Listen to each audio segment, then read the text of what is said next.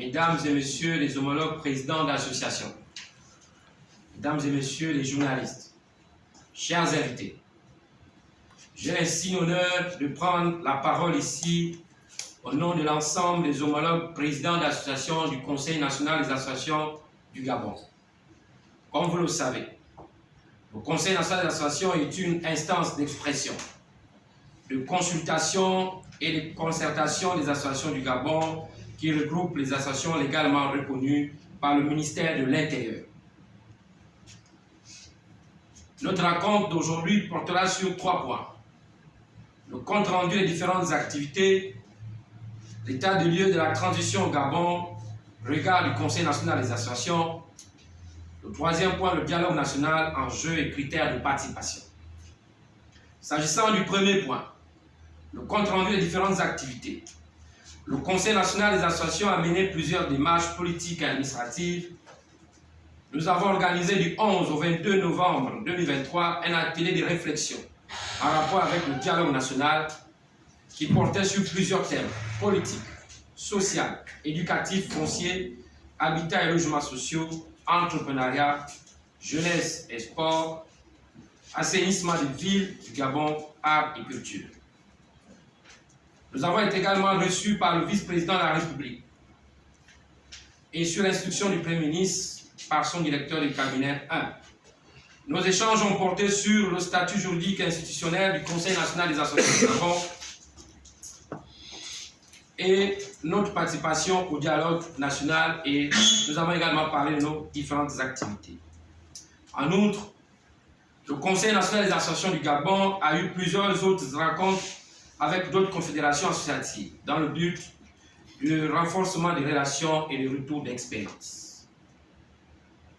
Mesdames et messieurs, chers compatriotes, s'agissant du deuxième point, état de lieu de la transition au Gabon au regard du Conseil national des associations, vu la situation sociopolitique exceptionnelle que traverse notre pays, le Conseil national des associations du Gabon a l'honneur de vous donner sa position concernant la transition.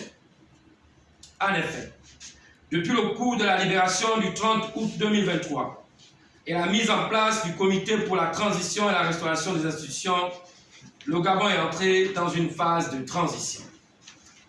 Malgré la mise en place anticonstitutionnelle de ce comité, le Conseil national des associations du Gabon, dans l'intérêt suprême de la nation, avait soutenu cet acte. À cet effet, le Conseil national des associations du Gabon a observé dans plusieurs domaines économiques, éducatifs, touristiques, environnementaux, structurels et bien d'autres, des améliorations considérables. Par ailleurs, plusieurs autres domaines sont restés inertes, sans aucun signe de restauration. C'est dans ce contexte et dans le souci d'avoir une transition apaisée et inclusive que nous avons transmis 2 lettres ouvertes dans lesquelles une série de propositions a été faite au CTRI. Malheureusement, non seulement ces propositions n'ont pas été prises en compte par le CTRI, mais continuent à poser des actes d'exclusion qui ne favorisent pas la cohésion nationale, notamment les nominations claniques et clientélistes dans les administrations, le non-respect par le gouvernement des engagements avec les partenaires sociaux, le problème des diplômes sans emploi, sachant qu'ils ont déposé des dossiers à la fonction publique ou dans les administrations publiques du Gabon à la demande du CTRI, était-il un moyen de saupoudrer les Gabonais sans nom? L'organisation de plusieurs concours et recrutements tachés d'irrégularité, le cas de la police. Dysfonctionnement de la SCG, de la province à la capitale mettant en danger la vie de la population, donc des Gabonais. Les frais de participation au concours d'État. Depuis 6 mois, les Gabonais n'arrivent plus à se nourrir avec 2000 francs à cause de la flambée des prix du grossiste au détaillant. Des prix du grossiste, le manque de médicaments dans les hôpitaux, en particulier dans les services des urgences.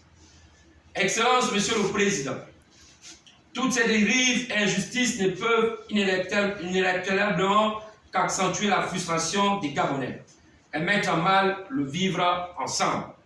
C'est pourquoi le Conseil national des associations, qui est toujours inscrit dans le pacte républicain, continuera d'habitude à faire des propositions qui permettront d'avoir une transition apaisée et inclusive pour le bien-être des Gabonais. Ces propositions sont publication des critères de participation au dialogue national en tenant compte de toutes les sensibilités avec les quotas précis.